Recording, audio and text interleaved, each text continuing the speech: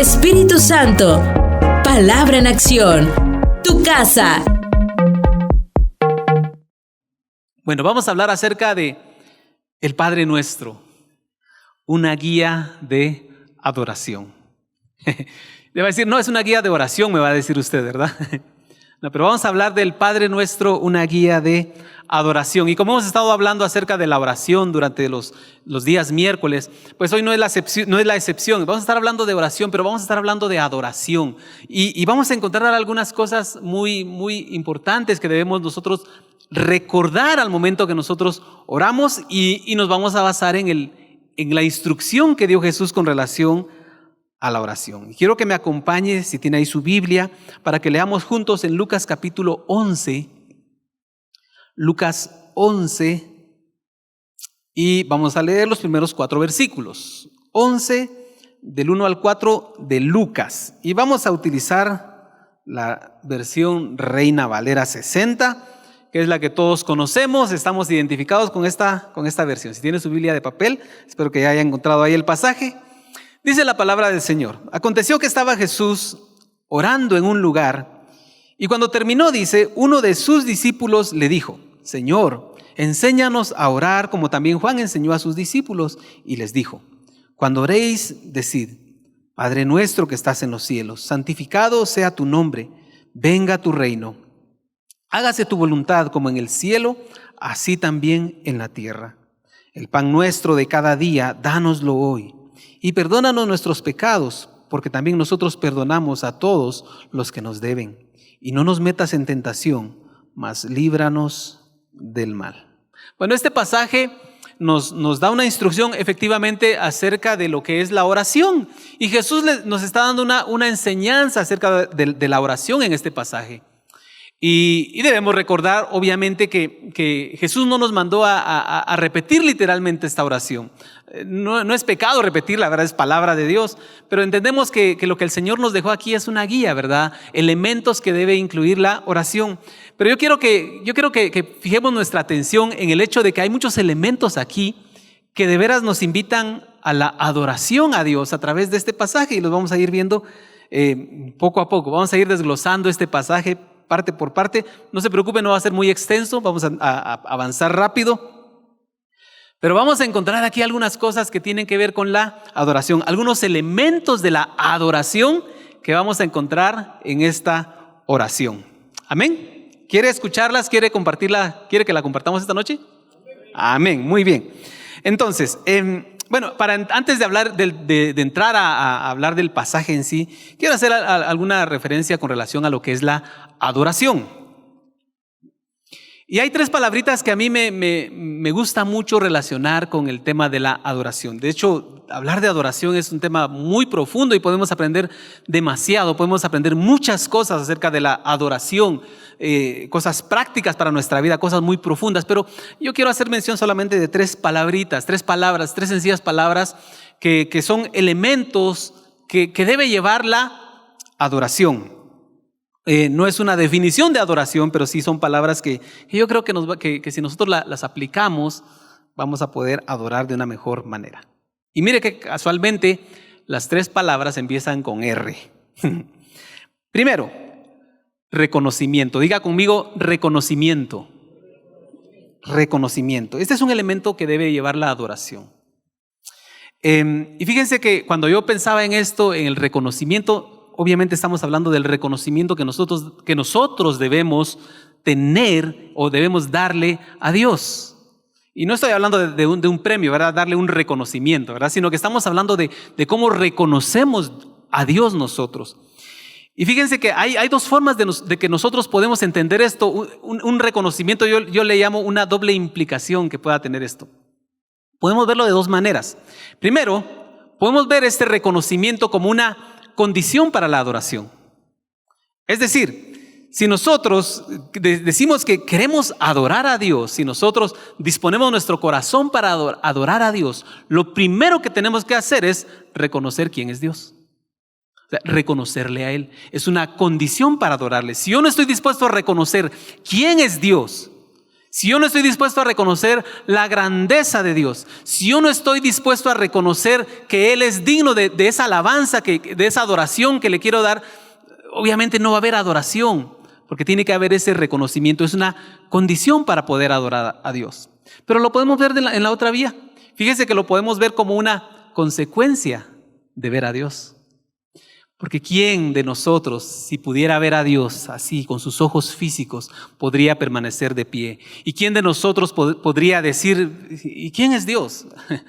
Menospreciar de alguna manera, en alguna medida, la gloria de Dios. ¿Verdad que no podríamos? La gloria de Dios tan grande provocaría como una reacción en nosotros al reconocerle, que nosotros le adoremos y que nosotros rindamos nuestra vida. Nosotros no podríamos adorar a Dios entonces y reconocer quién es Dios, pero al momento de estar delante de Dios y reconocerle, tampoco podríamos dejar de adorarle.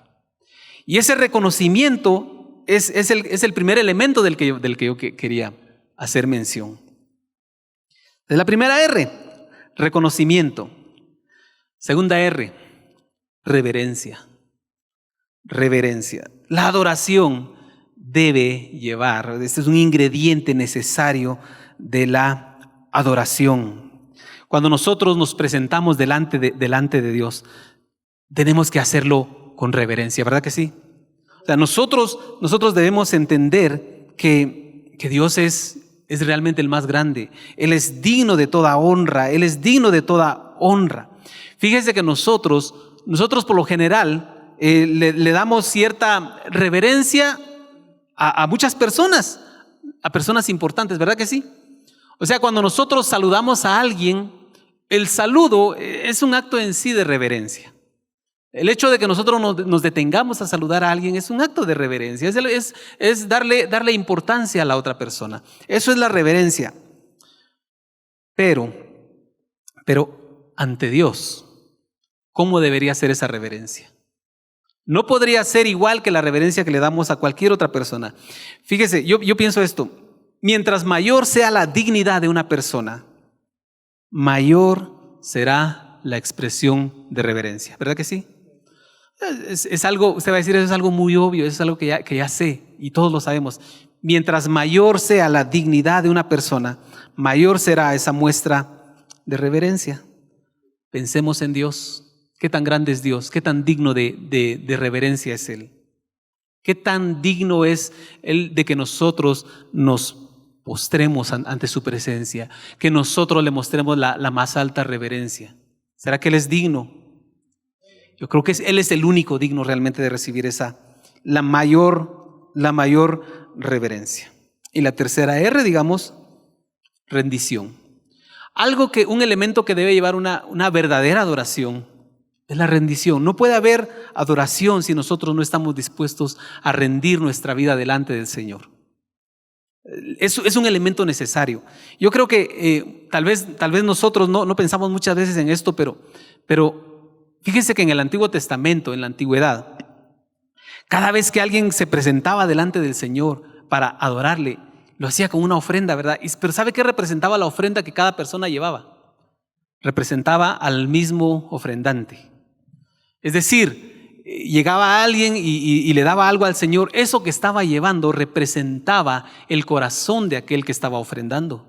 Aquel que quería adorar a Dios, lo adoraba a través de un elemento externo a él, pero ese elemento representaba la vida de aquel que quería adorar a Dios. Pero esa es la adoración, es rendir nuestra vida delante de Dios. No podemos nosotros pensar en adorar a Dios sin estar dispuestos a rendirnos completamente a Él. Nosotros, cuando nosotros venimos delante del Señor y decimos, yo quiero adorar al Señor, algo que no debe faltar en nuestro corazón es el deseo, esa intención, esa actitud de rendir nuestra vida entera al Señor. Yo creo que esa es la mejor adoración que nosotros podemos dar. Rendir nuestra vida al Señor es nuestra mejor adoración. Podríamos decir que no puede haber una verdadera adoración si no se rinde todo delante de Dios. Así de simple. No se puede adorar a Dios sin rendir todo delante de Él. Ahora, vamos a aplicarlo a la oración del Padre Nuestro. Y vamos a ver cómo vamos encontrando estos elementos de la adoración en esta oración. Ahorita yo creo que va a tomar un poco de sentido. Ojo que no estoy tratando de cambiar algo que se ha enseñado siempre.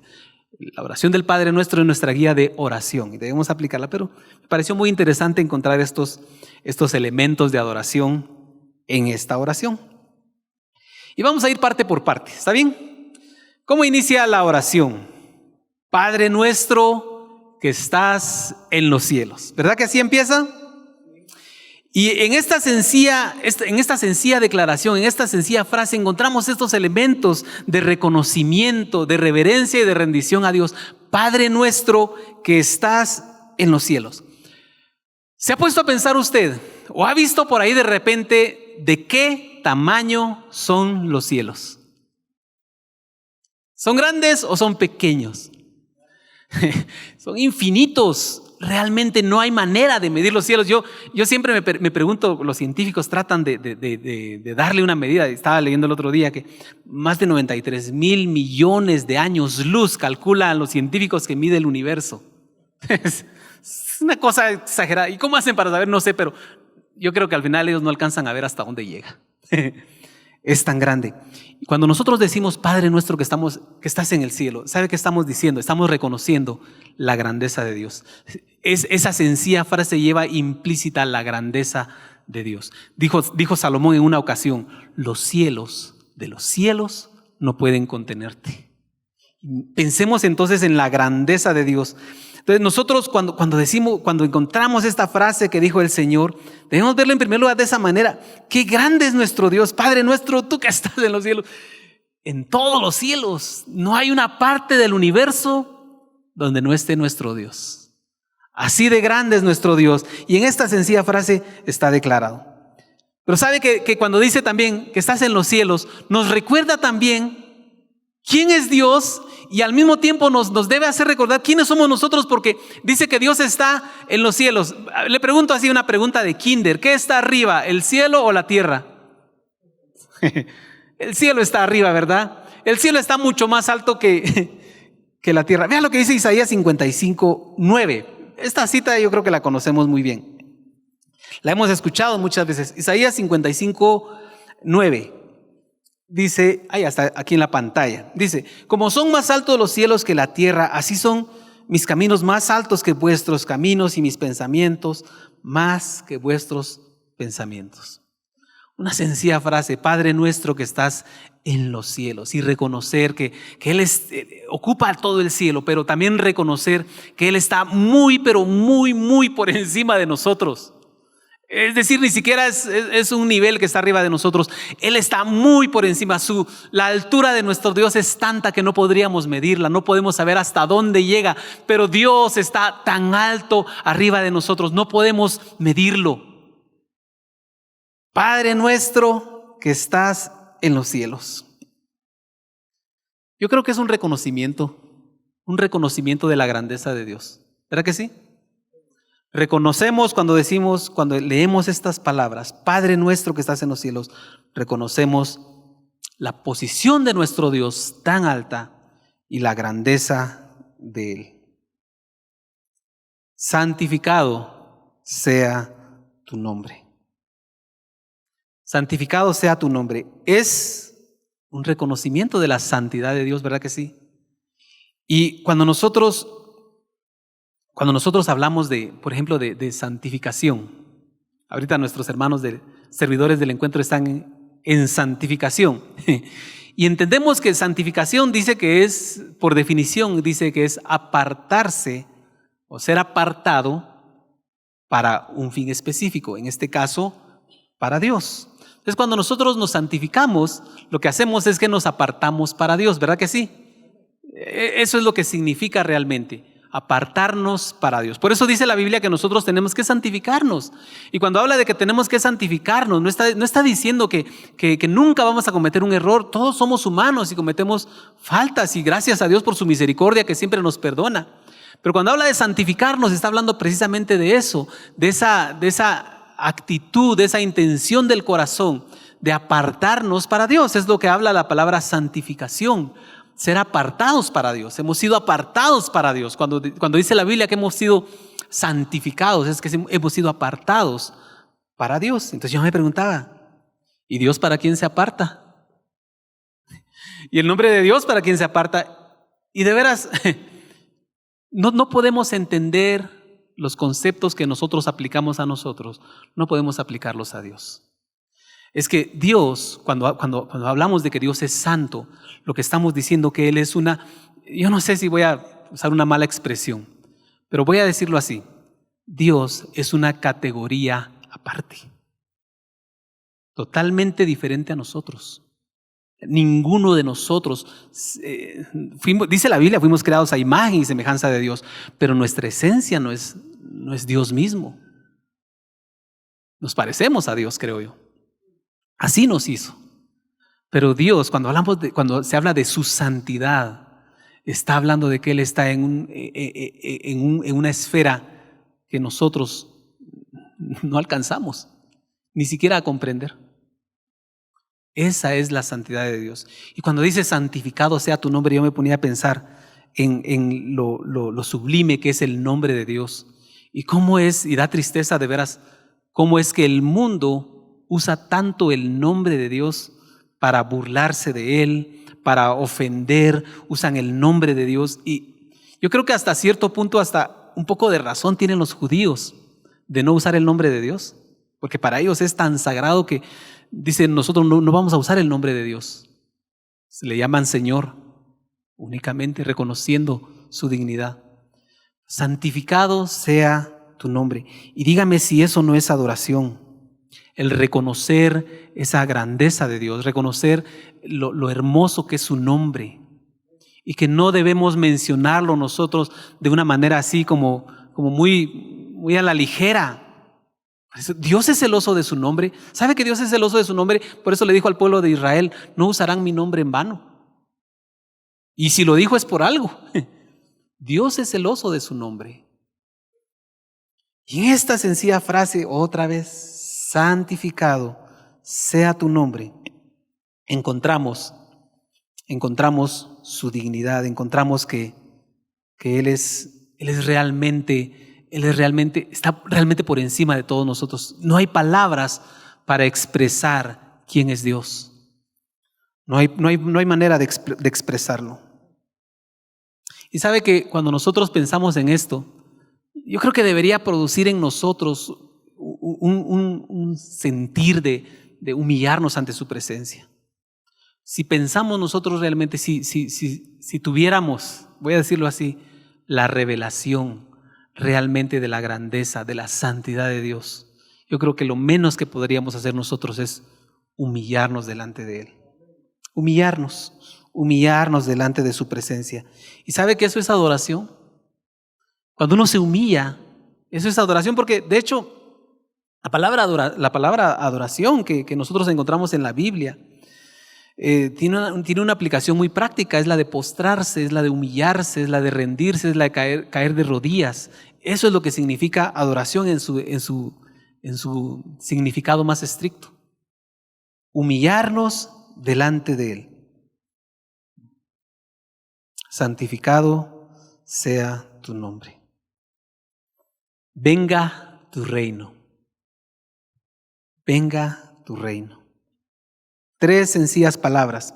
Fíjese que desde que empezó a predicar Juan el Bautista vino a preparar el camino del Señor. Pero ¿sabe cuál era el mensaje de Juan el Bautista? Arrepentíos porque el reino de los cielos se ha acercado. Ese era el mensaje de Juan el Bautista. Fíjese que cuando vino Jesús, vino a predicar también de que el reino de los cielos se ha acercado. Los primeros apóstoles empezaron a predicar esto también, el reino de los cielos se ha acercado, el reino de los cielos. Y nosotros cuando vemos esto, debemos ir y profundizar un poquito más. Es que yo creo que a veces, por el mismo contexto en que estamos, nosotros no estamos muy familiarizados con el término de reino. Pero cuando se habla de reino, debemos entender automáticamente que donde hay un reino, hay un rey, ¿verdad que sí? ¿Tiene lógica? ¿Tiene sentido? Donde hay un reino, hay un rey. Guatemala no es un reino. ¿Por qué? Porque no hay rey. Nosotros tenemos un sistema de gobierno democrático y todo lo que nosotros sabemos. Tenemos un sistema de gobierno, no es una monarquía, nosotros no tenemos rey, pero hay lugares donde sí hay rey. Y donde hay un reino, tiene que haber un rey. Y cuando nosotros decimos, venga tu reino, estamos reconociendo que el rey, ese rey es Dios.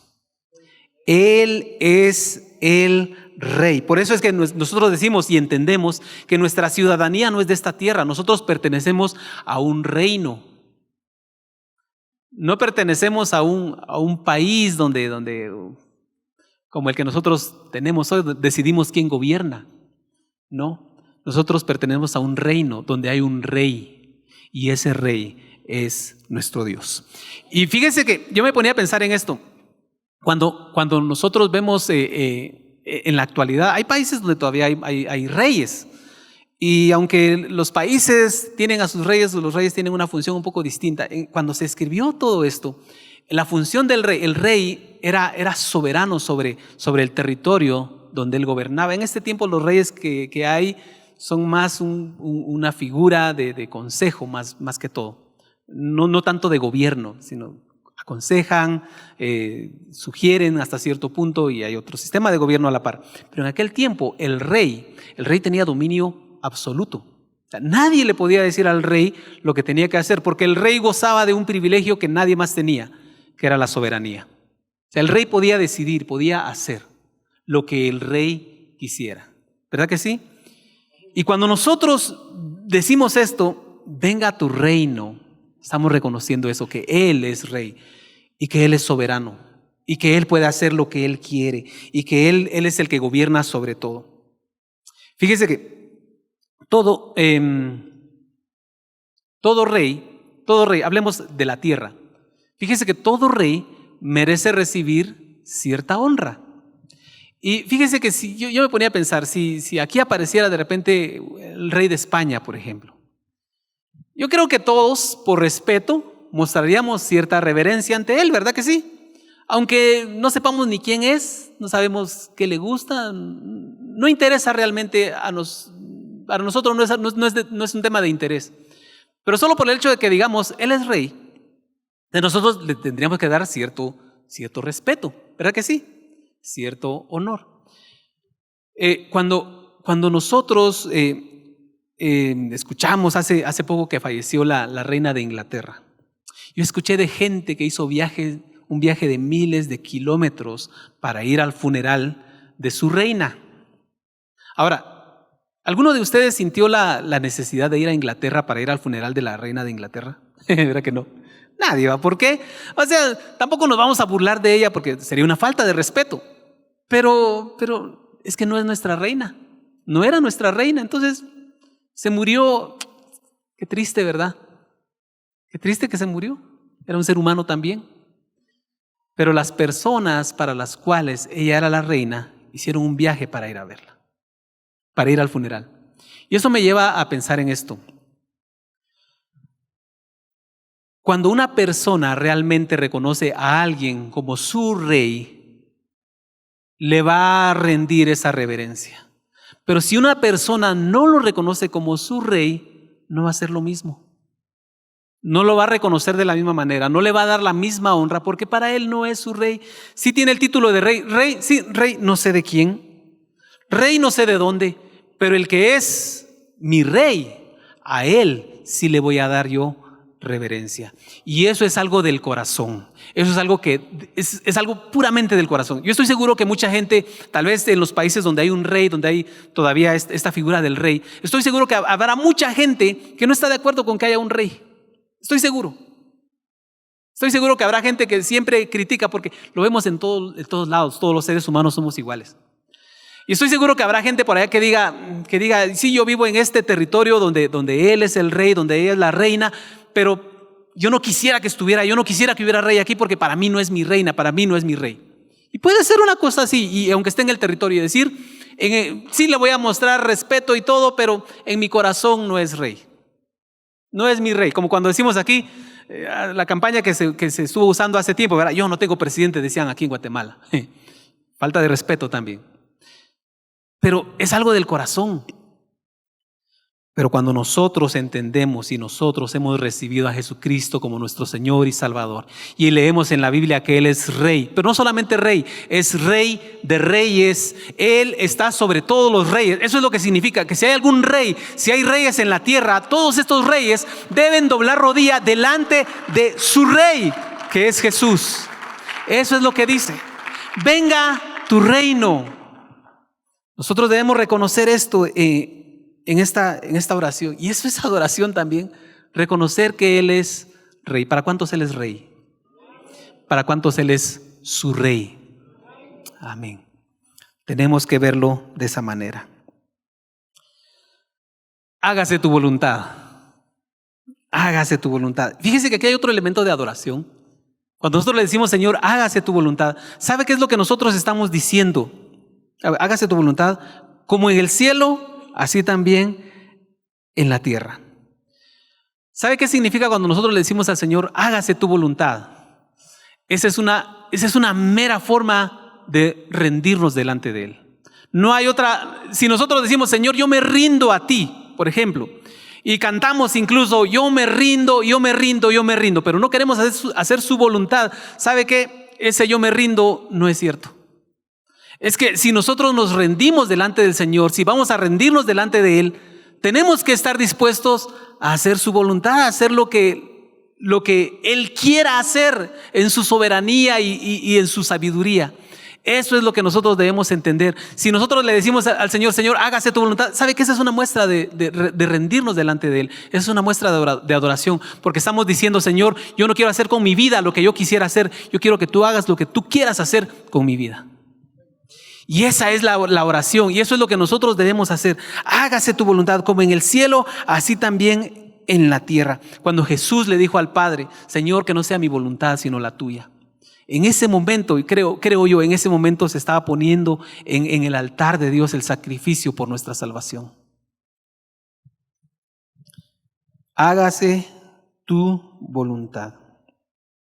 Muchas veces nuestra voluntad es contraria a la voluntad de Dios. Yo creo que la mayoría de veces es así. Es que nosotros en nuestra naturaleza quisiéramos muchas veces que se hicieran las cosas que nosotros queremos, como nosotros queremos, en el momento que nosotros queremos.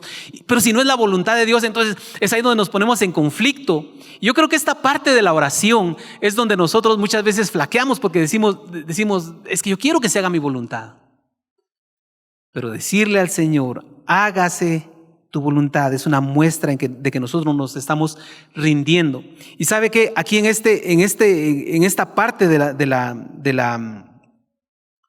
la oración también estamos mostrando nuestra adoración, porque entonces le estamos dando lugar a Él. Estamos diciéndole: Señor, yo no soy el más importante. Señor, tú eres el más importante. Señor, mis gustos no son los más importantes. Señor, lo que más importa es lo que tú quieres. ¿Cuál es tu voluntad? Eso es lo más importante. Y sabe que eso es una muestra de adoración, porque estamos diciendo: yo me estoy poniendo debajo. Yo no estoy a la par tuya, Señor. Yo no puedo venir a reclamarte. Yo no puedo venir a imponerte. Yo no puedo venir a condicionarte para hacer algo. No puedo hacer eso. Lo único que puedo hacer es humillarme delante de ti, humillarme reconociendo que tú eres el más importante y tú puedes hacer lo que tú quieras hacer, lo que tú has determinado. ¿Y sabe qué es lo más hermoso de todo esto? Que la voluntad de Dios, oiga, siempre va a ser buena, agradable y perfecta. Siempre va a ser lo mejor para nosotros. Así que yo creo que hay mucha sabiduría en esto, aún para nosotros. Porque a veces no queremos hacer la voluntad de Dios, a veces queremos hacer nuestra propia voluntad. Y no nos damos cuenta que si medimos las dos voluntades, si las comparamos, si yo comparo mi voluntad con la voluntad de Dios, ¿sabe cuál es mejor? ¿Sabe cuál es mejor? La de Dios. Siempre, toda la vida, siempre la voluntad de Dios va a ser mejor que la suya o que la mía. Siempre. Siempre va a ser así. Y entonces, hágase tu voluntad como en el cielo, así también en la tierra. Es rendirnos nuevamente delante de Él, ponernos en nuestra posición, voy a decirlo así, debajo del Señor. El pan nuestro de cada día, dánoslo hoy. Y perdona nuestros pecados, porque también nosotros perdonamos a todos los que nos deben. Y no nos metas en tentación, mas líbranos del mal. Y me fui a esta parte, a esta última parte, así de corrido, porque es en esta parte donde aparecen las peticiones a Dios. Aquí aparecen peticiones a Dios. En primer lugar, el pan nuestro de cada día, dice, ¿verdad? Dice, perdona nuestras deudas y líbranos del mal. Podemos decir que aquí se le están pidiendo 3 cosas a Dios: provisión, perdón y protección. Así, en pocas palabras, es lo que se le está pidiendo. Pero sabe que cuando nosotros venimos delante de Dios, y aquí también fíjese, aquí también hay un elemento de reconocimiento a Dios, porque nosotros le vamos a pedir solo a alguien que sabemos que nos puede dar lo que estamos necesitando, ¿verdad? ¿Verdad que sí? O sea, nosotros no le vamos a pedir a alguien que sabemos que no nos va a poder dar. Y cuando nosotros venimos delante del Señor y le decimos: Señor, danos hoy el pan, danos tu bendición, ¿sabe que estamos reconociendo? Que Él tiene todo el poder para darnos todo esto. Él es más que suficiente para sostenernos. Él es el único que necesitamos para nuestro día a día. Él es el que nos sustenta, Él es el que nos alimenta. En Él podemos tener confianza, aún en medio de situaciones difíciles. Podemos acercarnos a Él con confianza que Él nos va a sostener, Él nos va a sustentar, Él no nos va a desamparar, porque Él es bueno. Y es un reconocimiento de esa bondad y de ese poder de Dios para recibir de Él la bendición que necesitamos. Es un reconocimiento delante del Señor. Perdona nuestras deudas. Otra vez reconocer nuevamente que es delante de Él donde nosotros necesitamos caminar en integridad. No es para agradar a los demás, es para agradarle a Dios. No, cuando nosotros pecamos, no es para que nos preocupe a nosotros el qué van a decir de nosotros, qué van a pensar de nosotros, lo que estoy haciendo aquí, por allá. No, lo más importante es qué piensa Dios y cómo lo ve Dios. Y cuando nosotros fallamos delante de Él, yo creo que una manera de que nosotros mostremos esa reverencia y esa humillación delante de Dios es venir y pedirle perdón a Él, ponernos a cuentas con Él. Porque a veces de verdad como que le tenemos más temor al qué dirán, al ser humano, a los que están a nuestro alrededor, que a Dios mismo. Cuando nosotros oramos, también tenemos que incluir este elemento. Y debemos hacerlo constantemente. Y debemos ponernos a cuentas con el Señor, pedir perdón. Y perdonar también, dice aquí, ¿verdad? Pero es una forma en que nosotros reconocemos quién es Dios y quiénes somos nosotros y a quién nos debemos. Nosotros nos debemos a Dios, no a nadie más. Claro, no estoy diciendo con esto que no sea importante el testimonio. Cuidemos nuestro testimonio. Claro que es muy importante cuidar nuestro testimonio. Pero lo más importante es reconocer para quién nosotros vivimos, para Dios. Y protección, ¿verdad? No nos metas en tentación, dice, más líbranos del mal. Reconocer nuevamente que Él es el único que nos puede guardar. Yo me ponía a pensar en esto. Cada una de estas frases, cada una de estas palabras que el Señor Jesús usó, trae un elemento de adoración a Dios, y solo hasta el final aparecen estas peticiones. ¿Sabe que yo me ponía a pensar que muchas veces nosotros lo hacemos al revés? Traemos nuestro pliego de peticiones y cuando nos presentamos delante del Señor en oración, muchas veces lo que menos trae nuestra oración es adoración. Muchas veces venimos a pedirle, muchas veces venimos a reclamar, muchas veces venimos a quejarnos y nos olvidamos que en este modelo que Jesús dejó de oración, lo primero que va es la adoración.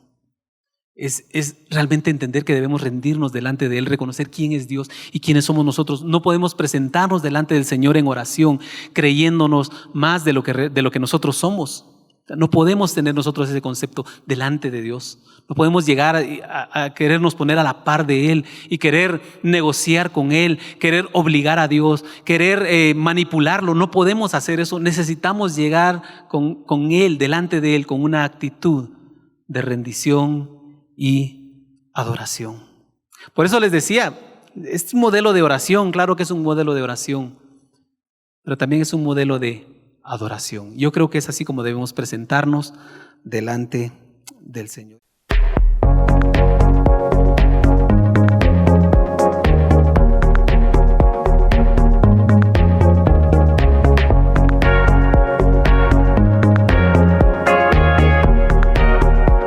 Espíritu Santo, palabra en acción. Tu casa,